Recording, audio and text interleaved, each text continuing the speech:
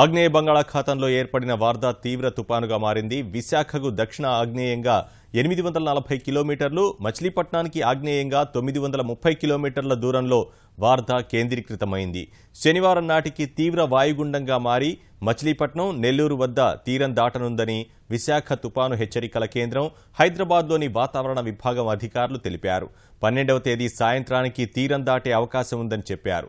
ఈ ప్రభావంతో నేటి నుంచే చాలా చోట్ల భారీ నుంచి అతి భారీ వర్షాలు హెచ్చరికలు జారీ చేశారు. అన్ని ప్రధాన పోర్టుల్లో 2వ నెంబర్ ప్రమాద హెచ్చరికలు జారీ చేశారు. గంటకు 45 నుంచి 60 కిలోమీటర్ల వేగంతో బలమైన గాలులు వీస్తాయని వాతావరణ నిపుణులు తెలిపారు. కోస్తాంధ్రలో వార్దా తీవ్ర తుపాను ప్రభావం అధికంగా ఉంటుందని చెప్పారు. గాలుల ప్రభావంతో ఎలాంటి ఆస్తి, ప్రాణ నష్టం జరగకుండా చర్యలు తీసుకోవాలని ముఖ్యమంత్రి చంద్రబాబు అధికారులకు దిశానిర్దేశం చేశారు.